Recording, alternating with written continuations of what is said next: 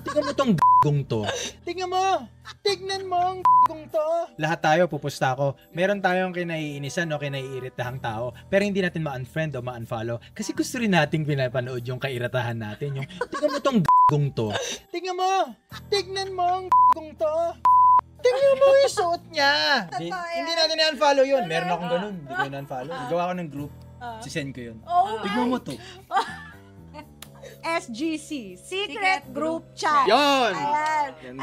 Ang laman lang, puro memes. Yung picture tsaka yung meme. Part ng journey rin yun eh. Haters ka, either you know it, you feel it, pero you still keep on going. You can get energy from anything.